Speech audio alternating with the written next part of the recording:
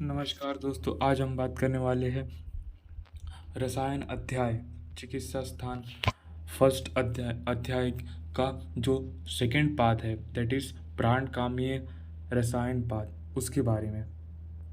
तो पिछले बार हमने फर्स्ट पार्ट कंप्लीट कर लिया था। इस बार हम प्राणकामीय रसायन पार्ट सेकंड को कवर करने वाले हैं। तो इसमें सबसे पहले क्या है, ये देखो।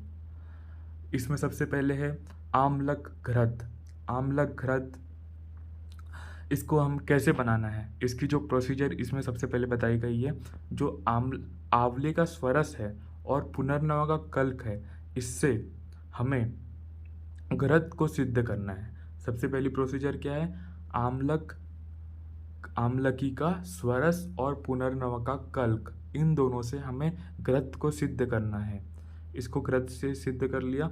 इसके बाद हम सेकंड प्रोसीजर क्या है, इसको विदारी कंद का स्वरस और जयंती कल्क की भावना देनी है। विदारी कंद स्वरस और जयंती कल्क की भावना देनी है। ये हो गई हमारी सेकंड प्रोसीजर। तो दो प्रोसीजर हो गई यहाँ पे। सबसे पहले हमें क्या करना है, आम्लकी का स्वरस और पुनर्नवा का कल्क, इन दोनों से हमें घृत को भावना देना है, घृत को सिद्ध करना है। इसके बाद हमें विदारी कंद का स्वरस और जयंती कल्क से हमें इसी जो घृत प्रिपेयर किया था इसके भावना देना है।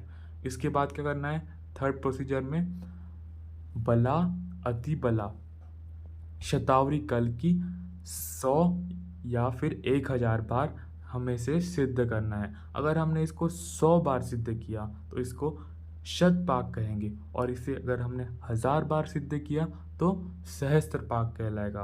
तो हमें ये भी पूछ सकता है कि कौन से योग की शतपाक और सहस्त्रपाक होता है। तो जो आम्लक घृत होता है, आम्लक घृत का शतपाक और सहस्त्रपाक किया जा सकता है। ठीक है, एक बार फिर से रिवाइज कर लेते हैं हम इसे। सबसे पहले क्या करना है, हमें आंवले का स्वरस निकालना है और पुनर्नवा का कल्प बनाना है। इससे हमें घृत को सिद्ध कर लेना है। ये सबसे पहले कर लिया। ये जो प्रोसीजर है हमें एक एक करके करना है। सबसे पहले ये प्रोसीजर कर ली। इसके बाद हमें क्या करना है, विदारी कंद का स्वरस और जो जयंती कल्क है, इससे हमें वो घृत को सिद्ध कर लेना है। ये कर लिया। इसके बाद में बला अतिबला और शतावरी की हमें 100 या फिर 1000 भावना देनी है। 100 भावना देने पे शतपाक और 1000 भावना देने पे सहस्त्रपाक घृत बन जाएगा। और ये रहा हमारा फाइनल प्रोडक्ट, जो कि है आम्लक की घृत। इसके बाद आ जाते हैं आम्लक अवलेह पे।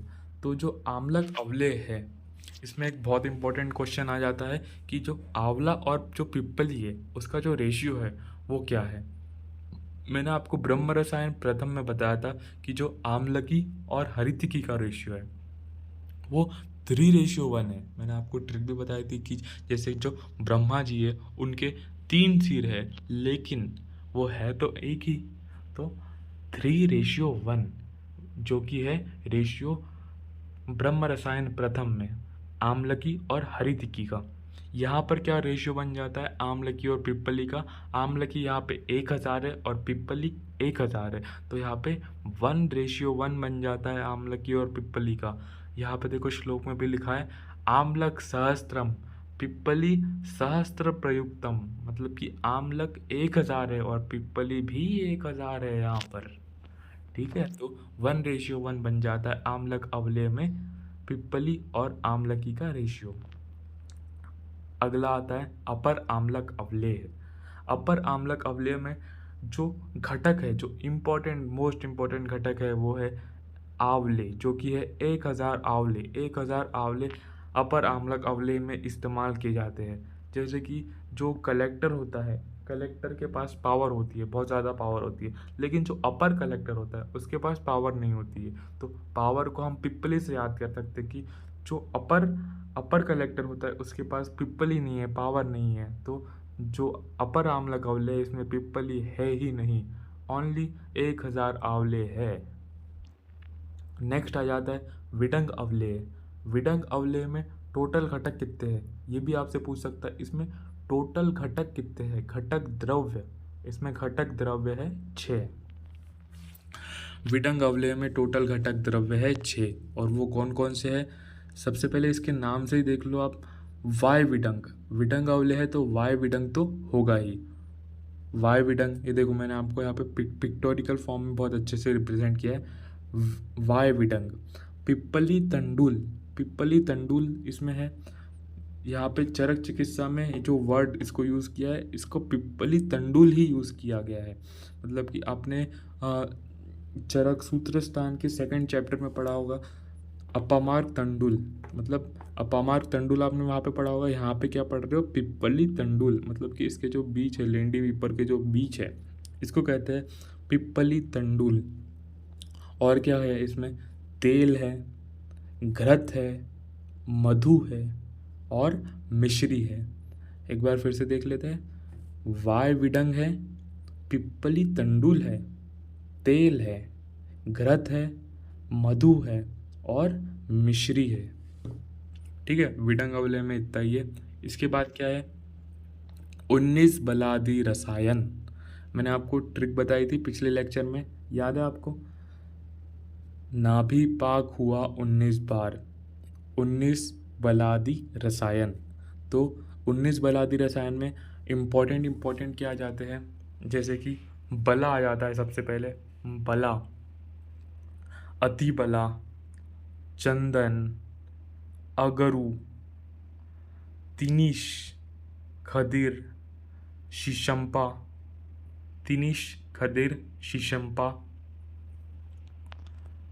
असन, गुड़ुची, हरितकी, आमलकी, रासना, श्वेत अपराजिता। मैंने यहाँ पे सबकी पिक्चर्स लगा के रखी है, तो आपकी मेमोरी बहुत अच्छी बन सकती है इससे, मतलब कि आपको बहुत लंबे समय तक याद रहेगा। जीवंती, शतावरी, मंडूकपर्णी, सारीवा, पुनर्नवा, इन सब के स्वरस को हमें दूध के साथ सेवन करना है। मतलब कि इसका जो अनुपान है वो है दूध। 19 बलादी रसायन का जो अनुपान है वो है दूध। एक बार हम फिर से देख लेते हैं, इसमें इम्पोर्टेंट क्या है, जैसे कि खदिर जो है वो त्वक विकारों में बहुत अच्छा काम करता है, तो खदिर हमें याद करना है। शीशम्पा हमें याद करना है। असन जो कि प्रमेय में बहुत अच्छा काम करता है, असन हमें याद रखना है। गुड़ुची हमें याद रखना है। हरितिकी और आम्लकी तो नॉर्मल ही है, वो तो होता ही है। श्वेत अपराजिता, श्वेत अपराजिता है 19 बलादी रसायन में। मंडूक पर्णी है, मंडूक पर्णी बहुत इंपॉर्टेंट है। मंडूक पर्णी वैसे नॉर्मली कहीं नहीं देखा जाता है, यहाँ पे मंडूक पर्णी है 19 बलादी रसायन में। पुनर्नवा है, और सबसे मोस्ट इम्पोर्टेंट क्वेश्चन ये रहा, दूध के साथ इसका सेवन कराना है। इसका जो अनुपान है 19 बलादी रसायन का दूध है। ठीक है, अब आ जाता है नाग बला रसायन। आपको ये तो पता ही होगा कि जो बला है, बला और अति बला, वो मालवेसी फैमिली में आती है, और जो नाग बला है, नाग बला टीनिसी फैमिली में आती है। और ये क्या है कि एक बहुत कंट्रोवर्शियल टाइप ड्रग है, मतलब कि जो शास्त्रों में जो वर्णित है ना, इसकी अपन पर्टिकुलर ऐसा नहीं बता सकते कि ये जो ड्रग है ये नाग बलाई है, मतलब कुछ ना कुछ कन्फ्यूज़न रहता है। तो जब हम इसे संग्रह करने जाएंगे तो हमें बहुत ज़्यादा तप करना पड़ेगा, बहुत ज़्यादा परिश्रम तप करना पड़ेगा। अगर हमें तप करना पड़ रहा है तो ये ट्रिक है, अगर मैंने आपकी जो मेमोरी बना दी है कि बहुत तप करना पड़ रहा है इसके संग्रह करने में, तो इसका जो मूल है, इसका एक्चुअली मूल यूज़ होता है, इसके जो मूल को संग्रह करने में हमें बहुत ज़्यादा तप करना पड़ रहा है। तो इसका जो संग्रह है हम तपसी तपस्ये वा मासे सूची, मतलब इसका जो संग्रह है हम तपसी तपस्वे मास में इसका संग्रह करेंगे, जो कि होता है माघ या फाल्गुन के मास में।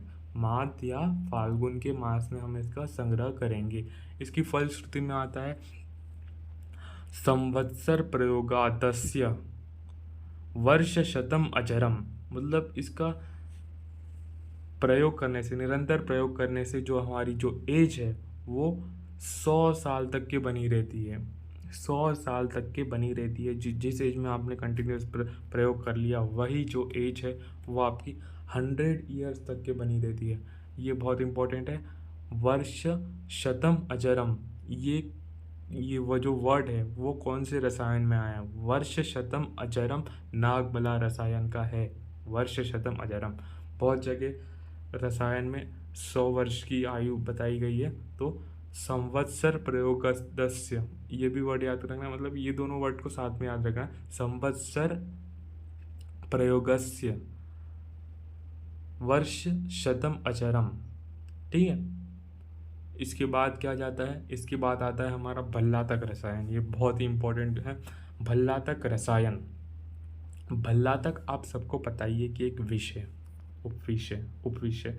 तो जो भल्लातक है इसको हमें स्वच्छ और सूची संग्रह करना है, मतलब कि साफ सुथरा इसको संग्रह करना है, क्योंकि ऑलरेडी विषय, तो इसको हम साफ सुथरा संग्रह करेंगे। तो हम इसके ऐसे याद कर लेते हैं कि जो भल्लातक के जो फल है वो स्वच्छ सूची मास में संग्रह करना है।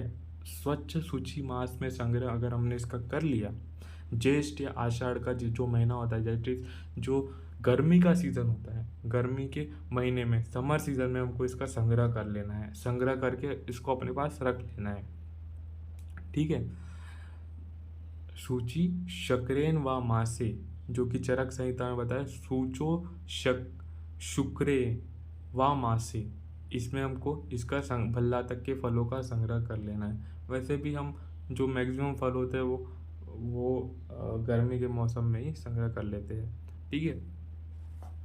इसके प्रयोग के संग्रह में, मतलब कि इसका फिर प्रयोग कब करना है?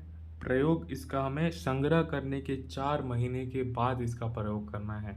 4 माह के बाद इसका प्रयोग करना है, क्योंकि 4 माह के बाद ही ये सहन करने योग्य हो जाता है। मतलब कि इसका जो प्रयोग करना है हमें सहस्त्र मास में करना है। इसका जो प्रयोग है हमें सहस्त्र मास में इसका प्रयोग करना है। मतलब कि गर्मी में हमने इसका संग्रह कर लिया, इसके 4 महीने के बाद हम इसका प्रयोग करेंगे, डेट इज़ विंटर सीजन में, क्योंकि विंटर सीजन में ही ये हमारे सहन करने योग्य हो जाएगा, जो कि 4 महीने बाद है। ठीक है। इसकी प्रयोग विधि में आ जाता है। तो इसकी प्रयोग कैसे करना है? सबसे पहले हमें 10 बिलावे से स्टार्ट करना है, एक एक करके बढ़ाते जाना है। 30 दिन तक के एक एक करके बढ़ाते जाना है, और फिर 30 दिन के बाद एक एक करके घटाते जाना है। तो हम इसमें टोटल 1000 बिलावे का यूज़ करेंगे। ये बिल्कुल पूछेगा आपसे क्वेश्चन, इसमें टोटल कितने बिलावे हैं?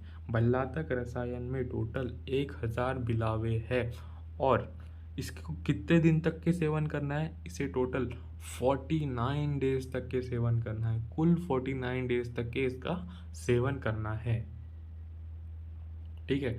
इसकी जो विशेषता है, इसमें बहुत अच्छा श्लोक आया है चरक संहिता में, कवचो न रोगस्ति न विबंधो अस्ति कश्चन, मतलब कि कफ का ऐसा कोई विकार नहीं है, कफ का ऐसा कोई विबंध नहीं है जो कि भल्लातक दूर नहीं कर सकता।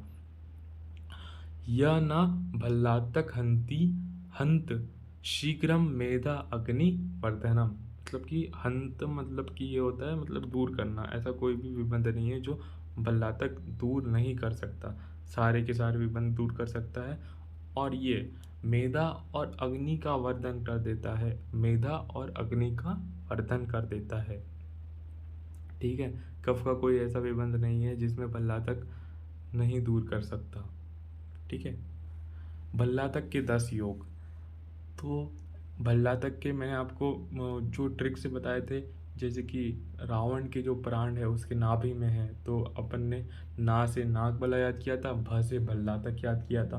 भ से भल्लातक जब हमने याद किया था तो मैंने आपको बताया था कि रावण के 10 सिर होते हैं, तो भल्लातक जो है वो 10 योग है।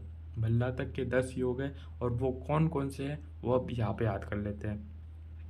जो दोष के बेस पे हम तीन योग याद कर लेते हैं, जैसे कि जो तेल है वो है वात शामक है, जो सर्पी है वो पित्त शामक है, और जो छौत्र है डेट इज़ हनी, शहद जिसे हम बोलते हैं, वो कफ शामक है। तो ये 3 तो हमें ऐसे याद होगा कि तेल वात शामक है, सर्पी पित्त शामक है, और छौत्र जो कि हनी है, वो कफ शामक है। आपने मतलब पहले पढ़ा ही होगा, चरक शरीर स्थान में छार, पिप्पली, छार और लवण का बहुत लंबे समय तक के सेवन नहीं करना चाहिए करके। तो पिप्पली, छार और लवण आपने शरीर स्थान में पढ़ा होगा, तो हमें उससे ये याद करना है, पलल, क्षीर और लवण। पलल, क्षीर और लवण का मतलब उससे हमें रिलेट करके हमें मेमोरी बनाना है कि यहाँ पे क्या आएगा, पलल, क्षीर और लवण। पलल, क्षीर और लवण, ठीक है। और क्या आता है इसमें, यूष, सत्तू, गुड़, तर्पण। इसकी मैं एक बहुत अच्छी ट्रिक बता देता हूँ। यूष सत्तू में गुड़ मिलाने से तर्पण हो गया। यू मतलब कि एक राइमिंग है, एक स्टेटमेंट है, बस याद कर लो आप इसे। यूष सत्तू में गुड़ मिलाने से तर्पण हो गया। यूष सत्तू में गुड़ मिलाने से तर्पण हो गया। तो टोटल 10 हम रिवाइज कर लेते हैं। तेल, तेल, सर्पी, छौद्र, पलल, क्षीर, लवण, यूष, सत्तू, गुड़ और तर्पण। यूष सत्तू में गुड़ मिलाने से तर्पण हो गया, ठीक है। पित्त प्रकृति वाले पुरुष में ग्रीष्म एवं शरद ऋतु में भल्लातक का प्रयोग नहीं करना चाहिए। मतलब कि जो पित्त प्रकृति है, ऑलरेडी उसकी बॉडी में हीट है, तो आपको उसे भल्लातक का सेवन ग्रीष्म ऋतु और शरद ऋतु में तो नहीं करवाना है। ग्रीष्म ऋतु में बाहर भी गर्मी है, उसके शरीर में ऑलरेडी हीट है ही, और ऊपर से आप बिलावा खिला रहे हो, तो ऐसा आपको नहीं करना है। बिलावा नहीं खिलाना है उसको, पित्त प्रकृति वाले पुरुष को, ग्रीष्म ऋतु और शरद ऋतु में। पिछले लेक्चर में मैंने आपको बताया था कि जो आम्लक रसायन है, जिसकी जो 4 विधियाँ होती है, उसमें आपको अन्न का परित्याग करना चाहिए। यहाँ पर भी भल्लातक रसायन में भी, भल्लातक और आम्लक रसायन सेवन काल में अन्न का निषेध है। अन्न का निषेध है, अन्न का परित्याग कर देना चाहिए भल्लातक और आम्लक रसायन सेवन काल में। धन्यवाद।